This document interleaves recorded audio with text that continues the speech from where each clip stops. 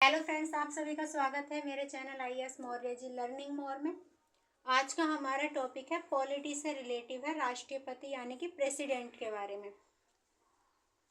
ये आईएएस के एग्जाम के लिए इम्पोर्टेंट टॉपिक है।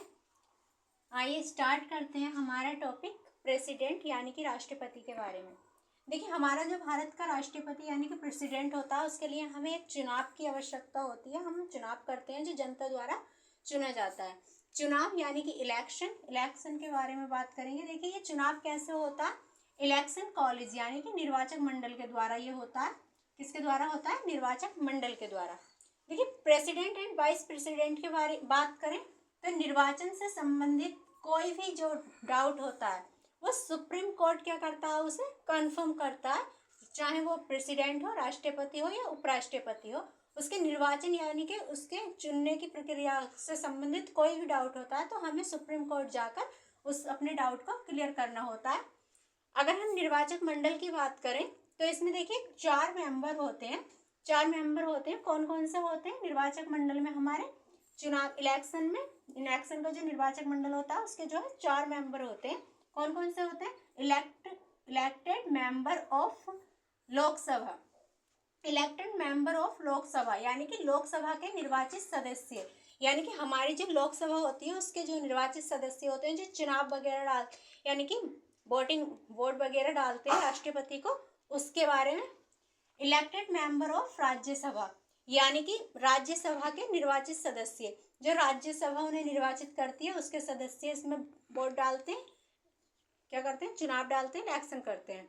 Elected member of state legislative assembly, विधानसभा के निर्वाचित में हम जो सदस्य होते हैं उनके चुनाव होते हैं। और इलेक्टेड मेंबर ऑफ यूटी यानी कि केंद्र शासित जो हमारे प्रदेश होते हैं उनके मेंबर। जैसे कि देखिए, इस टाइम पर हमारे जो केंद्र शासित प्रदेश हैं वो कौन कौन से हैं? एक तो हमारा दिल्ली है, दूसरा जम्मू एंड कश्मीर और तीसरा पांडुचेरी।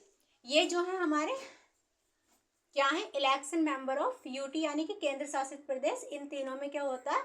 जो हमारे इलेक्शन होते हैं इनके इन तीनों राज्य के जो मेंबर होते हैं वो वोट डालते हैं। यह था हमारा निर्वाचक मंडल। अब हम प्रेसिडेंट के चुनाव में कौन कौन वोट नहीं, यानी कि जो हमारा राष्ट्रपति होता है उसके चुनाव में कौन कौन वोट नहीं डालता उसके बारे में बात करेंगे। देखिए, पंचायत होती है। पंचायत जो है हमारे राष्ट्रपति को यानी कि राष्ट्रपति के जो चुनाव होते हैं, प्रेसिडेंट के जो इलेक्शन होते हैं उनमें पंचायतों का कोई योगदान नहीं होता। प्लस म्यूनसिपालिटी जो होती है हमारी, उसका भी कोई योगदान नहीं होता है हमारे प्रेसिडेंट के इलेक्शन में, यानी कि राष्ट्रपति के जो चुनाव होते हैं उसमें ना ही पंचायत का कोई योगदान होता है और ना ही म्यूनसिपालिटी का। Nominate member of Lok Sabha and Rajya Sabha यानी कि जो राज्यसभा और लोकसभा के हमारे नॉमिनेटेड मेंबर होते हैं उनका भी कोई योगदान नहीं होता है इसमें। हमारे राष्ट्रपति के जो इलेक्शन होते हैं उसमें nominate member of Lok Sabha and Rajya Sabha, इसका भी कोई भी योगदान नहीं होता है। और nominate member of state legislative assembly यानी कि हमारी जो राज्य विधानसभा होती है उसका भी कोई योगदान नहीं होता है। अगर हम बात करें और member of legislative council, Vidhan Parishad के सभी सदस्य की बात करें तो देखिए, राष्ट्रपति के जो चुनाव होते हैं इनमें से किसी की कोई भी योगदान नहीं होता है। इन तीनों में से किसी का भी कोई योगदान नहीं होता है। किसमें? हमारे जो राष्ट्रपति के चुनाव होते हैं, जो वोट होते हैं उसमें किस किस के? पंचायत के और म्यूनसिपालिटी के nominated member of Lok Sabha and Rajya Sabha, nominated member of state legislative assembly, इसका भी कोई योगदान नहीं होता। और member of legislative council, Vidhan Parishad के सभी सदस्यों का कोई योगदान नहीं होता है। अगर हम इसके अर्थ यानी कि शपथ की बात करें तो हमारा जो सुप्रीम कोर्ट होता है उसके द्वारा इसे शपथ दिलाई जाती है यानी कि राष्ट्रपति को। और या फिर क्या होता है?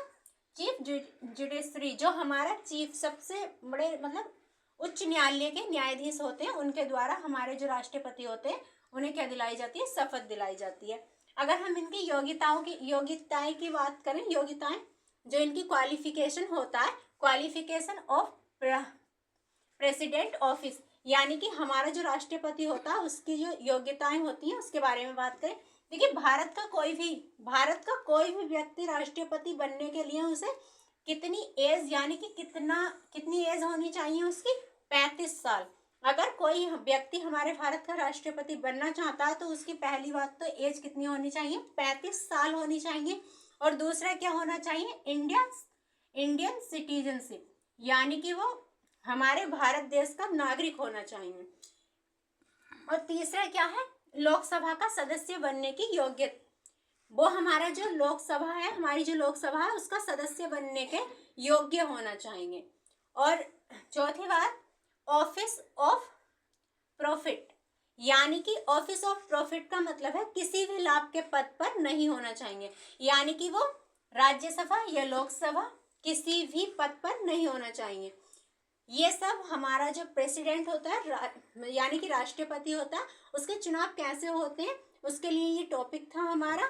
तो आज का टॉपिक हमारा यहीं तक, और आगे का टॉपिक हम नेक्स्ट वीडियो में लेकर आएंगे। तब तक के लिए धन्यवाद।